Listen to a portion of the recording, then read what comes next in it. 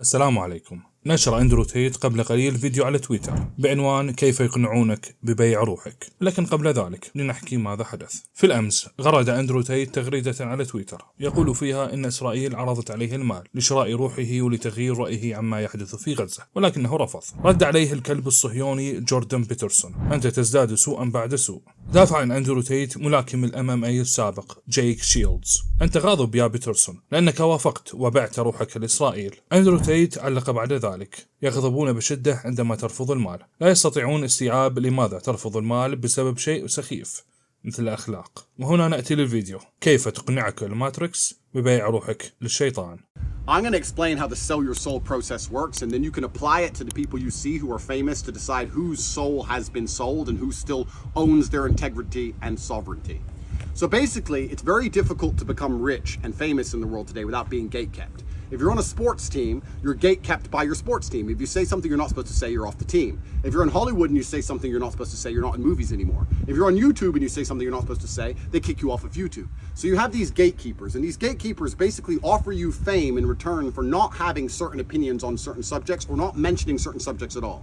You're allowed to be a clown, you're allowed to scream, you're allowed to be a child, you're allowed to get kids interested in garbage, you're allowed to be an idiot, but you're not allowed to talk about anything important on these platforms. And if these things are asked of you, you have to have official opinions. If not, you lose your access to these platforms, because most of you at home don't realize that most influencers don't actually have the ability to make money without these platforms. I'm a businessman with influence. I'm not an influencer with a business.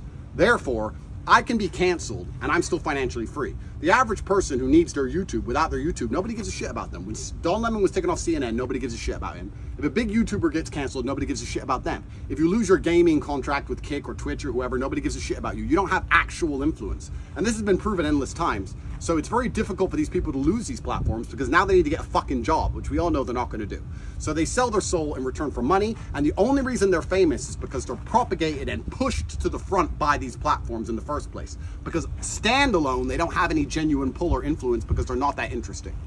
So primarily, most people are gatekept, and they know that if they lose that contract, they're toast financially, and they're also toast for their fame, so they shut up.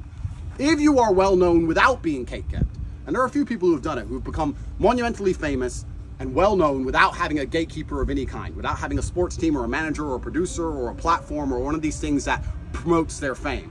What happens is they come along and try and put you under a gatekeeper. So they'll come along and they offer you money initially. They say, listen, we're going to pay you $55 million. You're going to be more famous than ever before. You're going to get more views than ever before. Plus, we'll give you this guaranteed amount of money. But to make sure we don't rock the boat, you have to have official opinions on X, Y, Z, or not mention X, Y, Z. And these things are basically the same things you see in the ESG scores. You're not allowed to talk about Israel, you're not allowed to talk about LGBT, you're not allowed to talk about the vaccine, you're not allowed to talk about trans, you're not allowed to talk about these certain things because they don't want to upset anyone. But basically what they're trying to do is neuter you. You sell your soul and you shut up and you don't mention certain subjects. If you say no to the money, which bothers them a lot, because most influencers can't make money without these platforms. So when you say, I don't need your money, they're very, very confused as to why you don't want $50-60 million. Once you say no to the money, it becomes a protection racket. So the mafia used to walk into stores and say, people are going to break your windows, but if you pay us, we'll stop them from breaking your windows. And if you don't pay the mafia, they then break your windows themselves. It's exactly the same. They come to you and say, we have the leading PR firms in the world, and we have the leading legal teams in the world. So let's imagine something happened to you, Andrew. Let's imagine you got in legal trouble. We have the best lawyers. Let's imagine something happened to you and the media started saying you're a bad person. We have the best PR team. And what they're basically saying is, once you're under our guidance and protection, we sponsor the media. Nobody pays for advertising in the media because it works. It doesn't work. They pay for advertising in the media because it's a big bribe racket. So let's say I was sponsored by a clothing brand, and that clothing brand was giving X amount of millions to the media would not then attack me because they will not attack the poster boy for the clothing brand that pays them. It's a circle, right? So what they sit and say is, we have the best PR teams, the best lawyers. In case anything happens, Andrew, we want to make sure that your reputation isn't damaged. So not only do you get money, but you get public relations and legal protections. You say, no, I don't need these things. I'm not doing anything wrong. It's fine. I can hire my own lawyer and I'll handle my own PR. They then repeat it. They double down. They say, no, you don't understand. We have the best PR teams that are in links with the media, and we have the best lawyers globally. And you sit there and say, I understand what you're saying to me. I understand this is a protection racket. I get it. I'm just saying no. And they try for about 3 or 4 weeks. They amend the contract a little bit. They don't often offer more money. They try and get through to you that if you don't use that PR team for favor, that PR team will turn on you and attack you in the media. If you do not use that legal team for favor, that legal team will do its best to try and drum up charges against you wherever you manage to lay down your head at night. And it's a big protection racket.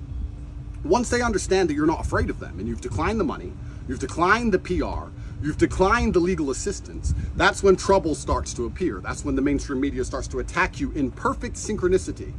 I go to sleep and I wake up one morning and every single media outlet in the world, globally, from India to America, has the same story the same day. Bam, saying I'm a misogynist or I'm racist or whatever they want to say.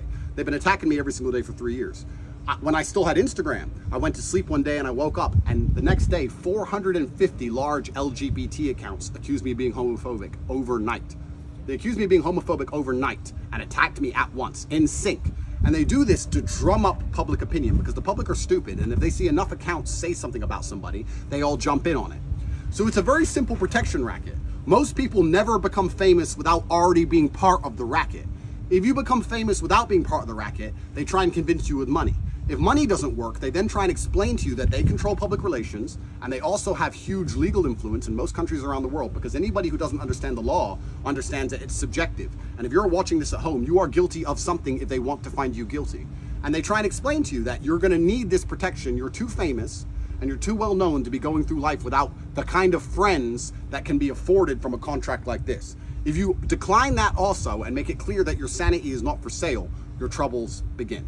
So it's very interesting because when you look at somebody, if that person happens to be afraid of criticism, if that person doesn't like getting attacked online, if that person can't handle negative articles about them, if that person is weak mentally, as soon as they get hated, they start to break down, be sure they sold their soul, because they've had a conversation with someone who's promised them that they can fix that. And the only place they can't really fix it is on Twitter, because people still have a degree of free will and free speech on Twitter. But in the news and these other places, they'll start to say good things about them. Plus they'll be financially secure so they can sit in their room all day hiding from the world because their bills are paid while they have their little mental breakdowns. Anybody who is afraid of criticism, anybody who is weak mentally, anyone who's scared to be hated, it's actually very simple now in the world. If you look at somebody the media hates, their soul's not sold. If you look at somebody the media loves, their soul is sold. It works that way. And they try and scare you. First, they try and incentivize you with money, but then they try and scare you and make it very clear you're going to get in a lot of trouble and you're going to be very hated if you don't sign on this dotted line. And knowing what you know, you can take this information, you can take these parameters, and you can look at every single person you see who is famous, and you can see who has sold their soul to the devil and who is still a sovereign man.